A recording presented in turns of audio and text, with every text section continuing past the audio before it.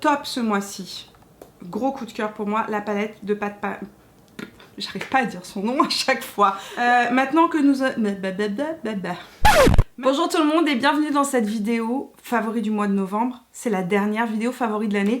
Je pense que c'est la dernière. Oui, c'est la dernière vidéo favori de l'année, c'est certain, parce qu'en fait, la prochaine vidéo qui sortira sur mes favoris, ça va être mon classement top et flop de l'année 2018, comme ce que je vous avais fait l'année passée, et ça se passera en début janvier. Donc, on dit avec cette vidéo presque au revoir à l'année 2018 et on s'en va tranquillement vers l'année 2019. Aujourd'hui j'ai quelques produits, j'ai un petit peu de produits lifestyle à vous présenter, principalement du maquillage, quelques tops et pas mal de flops.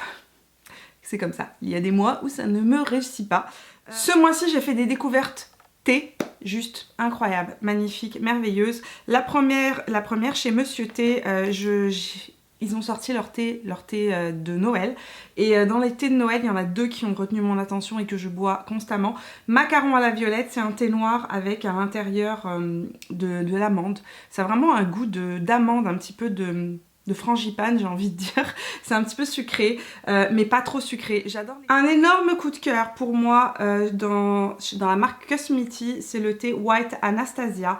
Mais ce thé, c'est une tuerie, franchement. C'est un thé blanc, donc il est très léger et en fait dedans il y a de la fleur d'oranger et de la bergamote.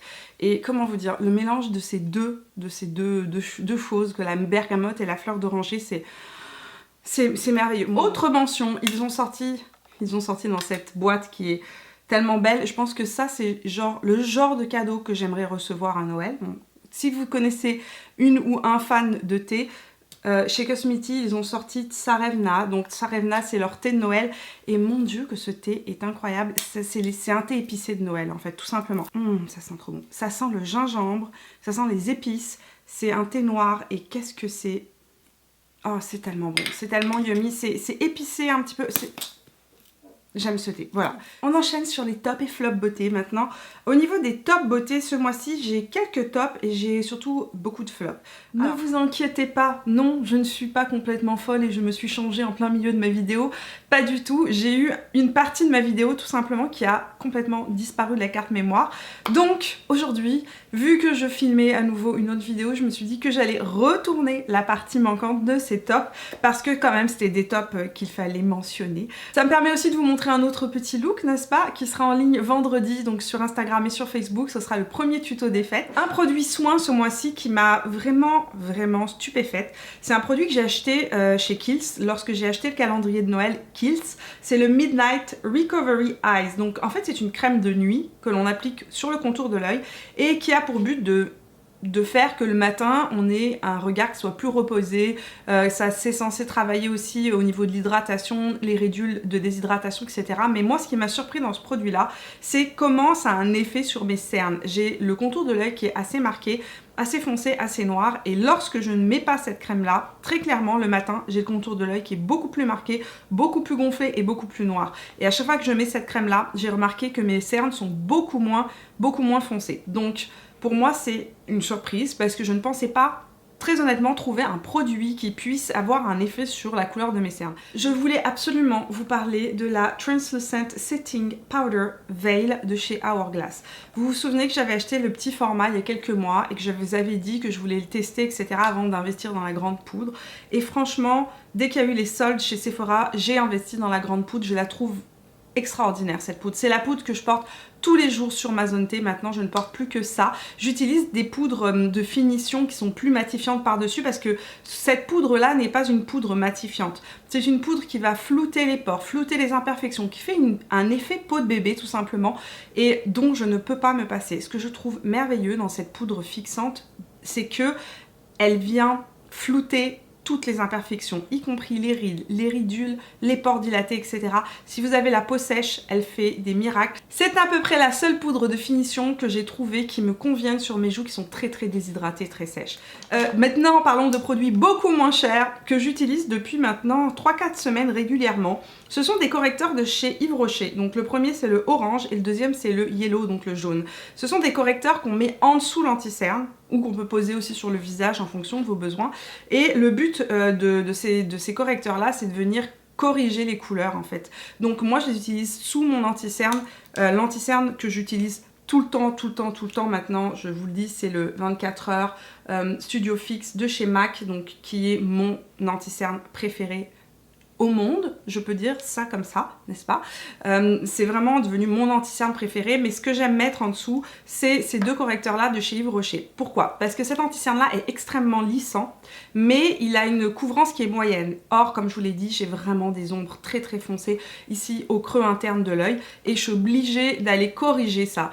Souvent, ce que je fais, c'est que j'utilise mon Boeing, et souvent, ce que je regrette, c'est que mon Boeing ne soit pas assez orange. Et là, j'ai trouvé un produit qui est vraiment orange, et qui est assez fin en fait, il va pas venir marquer la peau, donc c'est ce que j'aime beaucoup. Je vais vous le montrer, je vais vous le swatcher ici. Donc il y en a un orange et un jaune, comme vous pouvez les voir, c'est vraiment un orange qui est parfait pour moi parce qu'il n'est pas trop foncé. Certains oranges sont vraiment trop foncés et ont tendance à se voir sous l'anti-cerne.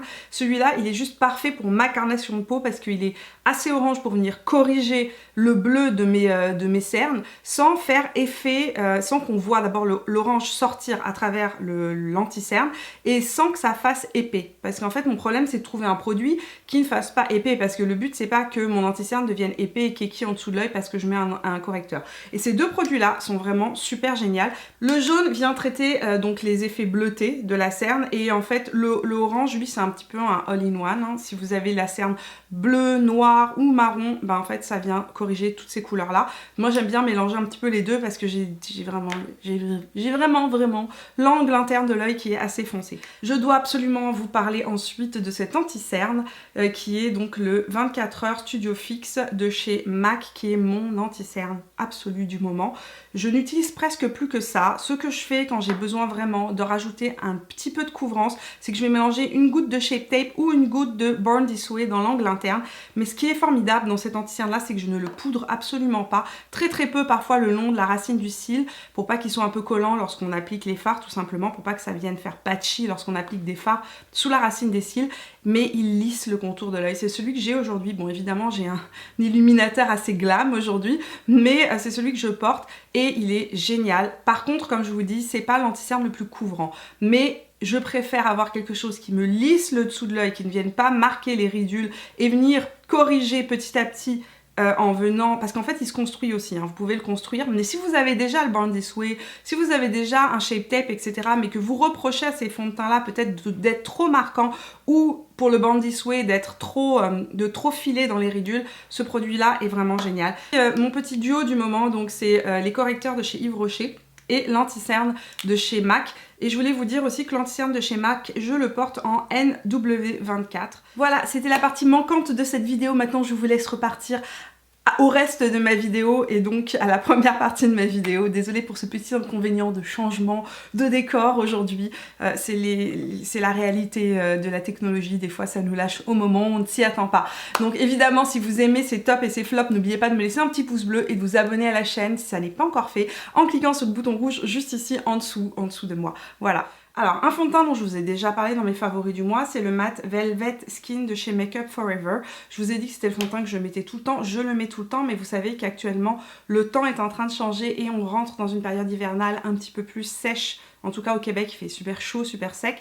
Et je me suis rappelé qu'au fond de mes tiroirs, il y avait un fond de teint que j'aime beaucoup, qui est le Ultra HD de chez Make Up For Ever. Le Ultra HD, c'est la version plus glowy, plus naturelle, mais tout aussi couvrante, en stick, hein, pardon, excusez-moi, parce que ça existe en flacon. Le flacon, la version liquide, je ne l'ai jamais testé. Le seul que j'ai testé, c'est la version stick. Mais ce que j'adore dans ce stick-là, c'est qu'il a une couvrance super modulable. Par contre, mon souci avec ce stick-là, c'est qu'il ne tient pas sur ma zone T. Mais il ne tient absolument pas. Je vous avais fait une revue dans la première version de 7 jours de fond de teint, si vous avez envie d'aller voir à quoi ça ressemble. Et là, au miracle, je me suis dit, mais où était ta tête, ma fille? Il fait sec, il fait froid, mélangeons les deux. Et là, flawless time. All day long. Donc ces deux produits-là, je les ai dans la même couleur. Ma couleur d'hiver, c'est le Y325. Ce que je fais, c'est que j'utilise mon fond de teint stick couvrance invisible Ultra HD sur les joues. Donc je n'ai que ça sur mes joues. Et sur ma zone T, je mélange un coup de stick avec un tout petit peu du Matte Velvet Skin. Et en fait, ça me permet d'avoir une zone T qui reste mate, qui ne bouge pas et d'avoir les joues qui restent hydratées et fraîches en fait toute la journée. Et en fait, le problème des peaux mixtes, c'est que on a deux types de peau et c'est difficile de trouver un fond de teint qui fasse à la fois hydratation et maîtrise les brillances. Moi, pour l'instant, j'en ai pas trouvé. Donc, je me suis dit, mais pourquoi tu fais pas comme avec la technique des multimasques? Pourquoi tu ne vas pas mélanger tout simplement deux produits qui seraient similaires au niveau des couleurs mais différents au niveau du rendu sur la peau? Et franchement le résultat est super joli, c'est très naturel et je pense que ça se voit, c'est plus frais, c'est plus hydraté que lorsque je mets juste celui-là. Celui-là je continue à le mettre, je l'adore mais je le garde pour les jours où il fait vraiment pas trop froid ou alors si je ne suis pas sous mon chauffage d'ici toute la journée parce que ma peau se déshydrate à une vitesse malade. Je vais vous surprendre, je me suis moi-même surprise, vraiment. Eh bien écoutez, j'ai utilisé énormément la New Nude de chez Huda Beauty. Je vous en ai parlé, je vous ai fait une revue comparative, j'ai fait des swatchs comparatifs avec la palette de chez Urban Decay, la Naked Cherry. Et en fait, cette palette là, j'y reviens tout le temps. Je trouve que d'abord c'est pratique, tout est dedans. J'adore ces finis là. Je les trouve super faciles à utiliser en version comme ça tient bien. Et le maquillage que je me suis fait aujourd'hui, peut-être que ça va vous surprendre, mais je l'ai fait avec cette palette-là. Et en fait, je me suis amusée avec cette palette à découvrir les mats qui étaient dedans d'une autre manière. Là, aujourd'hui, ce que j'ai fait, c'est que j'ai mis Tickle, qui est juste ici, sur toute ma paupière mobile. Je suis allée prendre Spanked, qui est juste là, que je suis venue appliquer le long des cils et en angle externe. J'ai utilisé Secret en transition et après j'ai pris un crayon violet prune en fait que j'ai crayonné le long de la racine des cils et à l'intérieur de l'œil. Et voilà, donc c'est une palette que je trouve pratique parce qu'en fait il y a plein de types de maquillage possibles. Et voilà, ce que je porte là c'est absolument pas nude. Comme je vous l'ai dit, oui c'est elle sa réinterprétation du nude, c'est comme ça qu'elle imagine son nude. Et c'est très bien, ce n'est pas une critique, je dis juste que la notion du nude communément appelée, c'est pas ce qu'on retrouve dans cette palette. Pourtant, c'est une palette que j'aime, c'est une palette que j'utilise et qui est ce mois-ci dans mes favoris du mois, dans mes tops. C'est une très belle palette et je suis vraiment contente de l'avoir achetée et finalement je l'utilise très souvent. Autre belle découverte ce mois-ci que vous avez vu dans ma vidéo de vendredi, non pas vendredi, c'est vrai qu'on a changé. J'ai oublié de vous dire qu'on avait commencé le mois Mimi's Christmas. Alors comme vous l'avez remarqué, j'ai changé mes jours de parution de vidéo. J'aurais peut-être dû vous le dire au début de la vidéo mais bon. Pendant tout le mois de décembre, mon planning est un petit peu bouleversé et changé, c'est normal. C'est le mois Mimi's Christmas dans lequel je passe avec vous un mois intense on va dire. Donc il y a 3 vidéos qui sortent chaque semaine sur YouTube. Au lieu de les sortir comme ce que je fais d'habitude mercredi et vendredi, mes vidéos sortent mardi, jeudi et dimanche matin, c'est le vlogmas de la semaine. Donc chaque semaine, je vous montre à peu près les choses que j'ai faites dans la semaine. Et chaque vendredi, sur Instagram, je vous fais un tuto des fêtes. Donc chaque semaine, vous avez un tuto des fêtes sur Instagram. Et puis, bien évidemment, on se retrouve tout au long de la semaine sur Instagram, sur Facebook, dans Insta Stories, etc. Je réponds à vos questions, je suis avec vous sur les réseaux sociaux. Autre top ce mois-ci, gros coup de cœur pour moi, la palette de j'arrive pas à dire son nom à chaque fois. La palette de Pat McGrath Lab, la Mothership Sublime Bronze Temptation. Je vous ai parlé de cette palette, je l'ai testée dans une première impression et je l'ai réutilisée. Bon, je l'ai pas réutilisée tant que ça, mais je peux vous assurer que dès que je l'ai utilisée 3 fois depuis que j'ai fait la première impression. Et j'ai fait un smoky vert l'autre jour. J'ai utilisé que cette couleur là sur toute ma paupière mobile, c'était juste sublime. Je vais vous remontrer des tutos avec cette palette, j'en suis amoureuse. Les fards se travaillent comme un charme et comment vous dire, la pigmentation de ces fards et les couleurs de ces fards restent quelque chose pour moi de tellement, j'ai des swatchs partout, tellement incroyable. Regardez ça. C'est de la haute voltige de fard. Il faut que je vous parle de ça rapidement mais sûrement. Les petits fossiles Would I Lie Effortless, donc sans effort, de la marque Velours Lashes. Je n'étais pas une fan des fossiles, c'est pas quelque chose que je mets souvent, mais lorsque je me fais des très beaux maquillages, lorsque je sors le soir et que je me fais un gros make-up, c'est le temps des fêtes, vous allez peut-être faire le party, vous allez peut-être sortir, vous allez peut-être avoir envie d'avoir vraiment un look un peu plus intense. Ces fossiles-là sont de loin les premiers fossiles que je trouve qui sont à la fois naturels, le rendu est naturel, mais en même temps ça fait son effet. C'est des fossiles hyper faciles à poser, Mais vraiment, ce sont les plus faciles que j'ai. J'en ai plusieurs paires, je peux vous assurer. Vraiment, ça se pose en 2 temps 3 mouvements. Il y a un petit kit qui se vend aussi sur Sephora. Donc ça s'achète chez Sephora Canada. Je sais que certaines en Europe m'ont dit qu'elles les avaient trouvées sur des sites anglais, il me semble. Je voulais vous parler de rouge à lèvres. Ce mois-ci, j'ai pas 30 ans de choses que ça à vous présenter au niveau des rouges à lèvres. Parce que vous avez vu ma vidéo peut-être sur les plus beaux rouges à lèvres d'automne, etc. Je vous ai déjà parlé de beaucoup de choses. Mais il y a une, j'ai envie de dire, une série de rouges à lèvres, je ne sais pas si on peut dire ça comme ça, qui m'a marqué. Les rouges à lèvres Color Sensational de chez Maybelline en fini shine éclat. C'est ce que je porte aujourd'hui sur mes lèvres. Je vous avais montré le Chocolate Lust 0,60 dans ma vidéo sur les plus jolis rouges à lèvres d'automne. C'est un rouge à lèvres que j'ai énormément utilisé. Je me suis racheté 2 autres couleurs que j'ai utilisées non-stop. Le 0,50 Baddest Beige, qui est celui que je porte là sur mes lèvres, qui est pour moi le nude le plus joli, brillant que vous pouvez imaginer. Il a remplacé pour moi souvent l'application d'un gloss, c'est-à-dire que c'est tellement comme un fini gloss, mais sans la sensation gloss que j'adore ça. Et à ce prix-là, franchement, faut pas s'en priver. Et enfin, la dernière couleur que j'adore, c'est le 0,55. C'est le Taupe Séduction que j'ai porté aussi à plusieurs reprises. Plus, pas vraiment en vidéo, mais je l'ai porté énormément dans la vie de tous les jours. Un nude mauve froid, assez intense, très joli. Dernier top pour moi, c'est ce produit-là que j'ai utilisé énormément. C'est le Chroma Crystal Top Coat en couleur noir métallique, Metal Black de la marque Natasha Denona. J'adore ce produit-là, je l'ai utilisé à plusieurs reprises, aussi bien en vidéo que dans la vie de tous les jours. Je le trouve tellement facile à utiliser. Et ce noir charcoal gris bleuté est tellement intense, tellement beau qu'il se suffit à lui-même et il permet des maquillages super faciles. Ça tient en place, ça ne bouge pas. Alors moi je le mets sur une base bien évidemment, je ne le mets pas directement sur ma paupière. J'utilise ma base Prep and Prime de chez MAC, donc la base 24 heures Prep and Prime de chez MAC. Et je poudre ma base et ensuite j'applique ça et ça tient toute la journée, ça ne crease pas, ça ne bouge pas et le résultat est magnifique. Je n'arrive pas à enlever mes swatchs. Pour les flops, on reste chez Natasha Denona et pour moi, les flops que j'ai vécu chez Natasha Denona, ce sont ces palettes et ces produits fards en poudre. Oui, je sais, il y en a qui vont me jeter des pierres à travers l'écran, mais je vais vous dire vraiment ce que j'en pense. Ce sont des fards qui coûtent très cher. On est tous d'accord là-dessus. Ça coûte tout aussi cher que du Pat McGrath. J'attends donc de fards qui coûtent très cher, dont par exemple cette palette que j'ai achetée et que j'ai utilisée à plusieurs reprises, qui m'a coûté la modique somme de 160 $, que cette palette vaille 160 $. Pas qu'elle vale le prix d'une palette de 50 $. Pour moi, une palette qui coûte 160 $, il faut que les fards soient incroyables, faciles à utiliser, non poudreux, qui ne transfèrent pas, etc. Là, on est complètement dans des fards qui ne sont pas des fards qui valent 160 $. Alors, cette palette-là ne me convient pas. Et j'ai essayé aussi la petite palette édition limitée de Noël que j'ai rapportée et que je me suis fait rembourser chez Sephora. Pourquoi?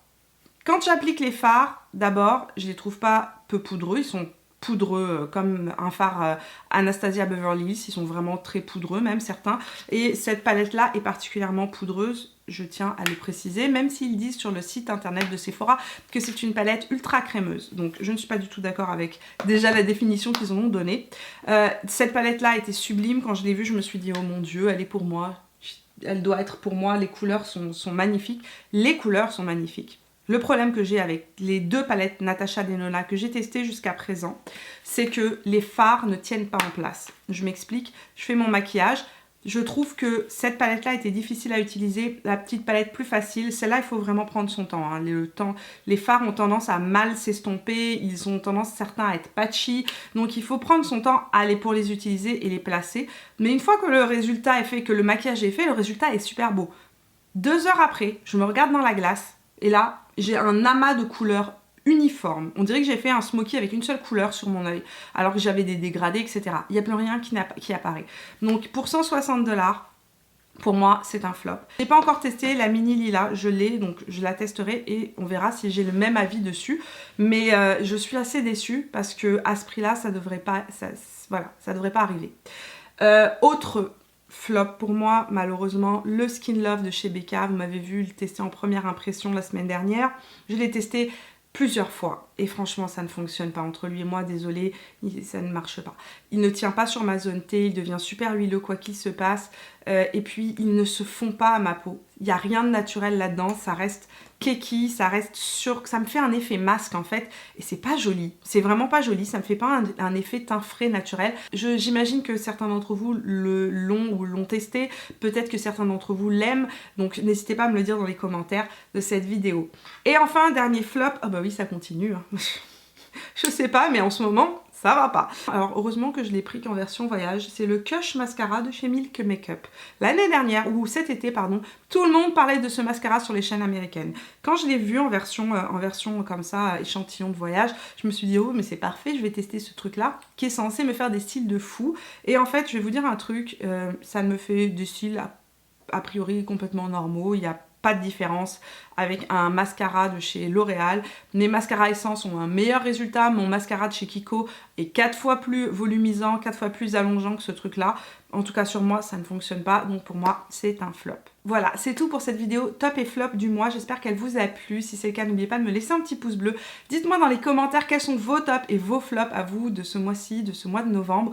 Et puis on se voit dans la vidéo donc de, je ne sais plus, mais je suis perturbée. Quel jour on sort la prochaine vidéo? Jeudi prochain, voilà. On se voit jeudi prochain pour une prochaine vidéo. Jusque là, portez-vous bien. Je vous fais plein de gros bisous.